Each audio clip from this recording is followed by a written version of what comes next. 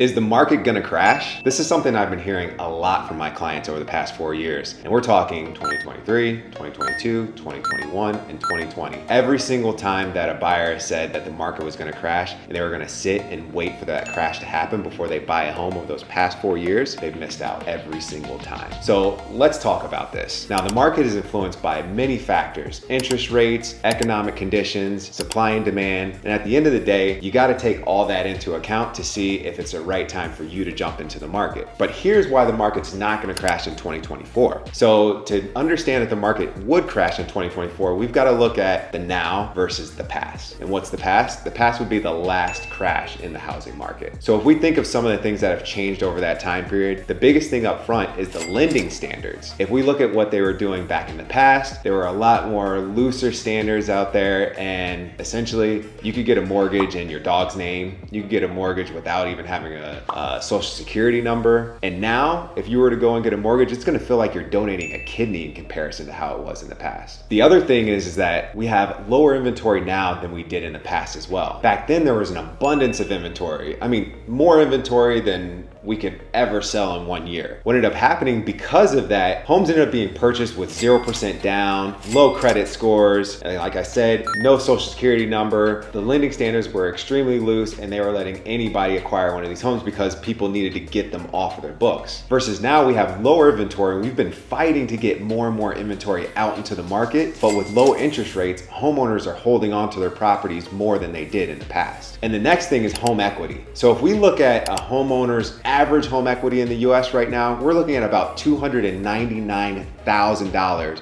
per homeowner. What does this mean? This means that even if they had a situation and they were forced to sell their home, they have more than enough money to prevent it from ever becoming a distressed situation where they essentially have to give up their home, right? So they're gonna make money on the sale of their home. And if something happened where they ended up needing to pull money out of their house, that goes into the tappable equity amount. And homeowners are averaging about $193,000 of tappable equity that they can pull out of their homes in the event that they needed to get some cash. So if we think about that versus what we saw in the past where homeowners really had no equity left, or if they had some equity at one point, they actually pulled it out and just bought a whole bunch of luxury items like boats, jewelry, cars, and stuff like that they wasted all their equity. That's not what's going on right now. Homeowners are maintaining their equity, so they're gonna be in a very strong position if they ever needed to sell or if they needed to capitalize on any of the equity in their home. So if you're sitting on the sidelines waiting for a crash in the housing market, you're way more likely to see a spike in the housing market, especially if we see the interest rates come down while inventory remains low.